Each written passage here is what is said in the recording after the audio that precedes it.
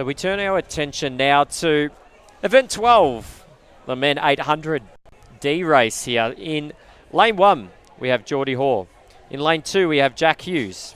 In lane 3, we have Tom Robertson. In lane 4, we have Scott McKenzie. In lane 5, we have Jacob Reed. In lane 6, we have Dean Neofitu. In lane 7, we have Samuel Clifford. In lane 8, we have Patrick Matthews. In station 9, we have Hugh Parrott.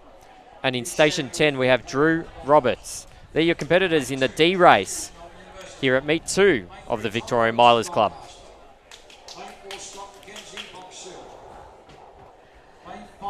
I'm quite interested to see how Tom Robinson, the Doncaster athlete, goes, just stepping up to the 800 for the first time.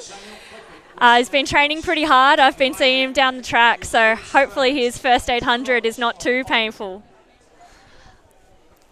It's often a hard convert when you're changing distances, usually either being a 1500 runner stepping down or a even harder sprinter moving up. So yeah, it will be interesting to see how Tom goes from Doncaster. He's got some great 800 runners in his training partners, so I'm sure they've given him some tips. Running well there is Matthews as well on the outside.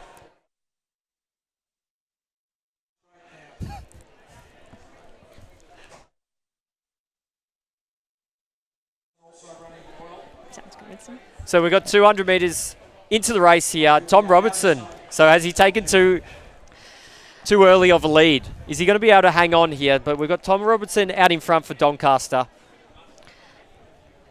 I hope he hasn't forgotten that he's not in a 400 and actually is a 2-lap race.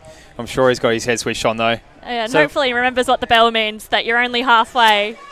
So we've got Jacob Reed here on his outside challenging him. He's going to go through in first place. So 57 high through the first lap. We've got our men's own athlete. It's Geordie Hoare, goes onto the shoulder. It's always a bit dangerous passing on the bend because you are actually giving up a bit of distance in order to take that lead. It's often better to pass on the straight, but it doesn't seem to faze Geordie too much as he bridges a gap of about a metre or two into the lead on the back straight. So it's 156 that our leaders are trying to get a PB tonight, all the way down to 2 minutes. So leaders going through in under a minute 30 are well on track. So it is Geordie here that's going to take him into the front straight in the lead here. But we've got our Box Hill athlete in Scott McKenzie. And he's really pulling away from the other two. But so we've got a bit of a battle.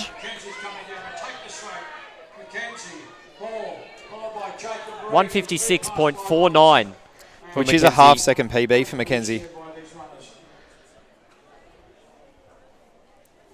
That's probably you want to do it.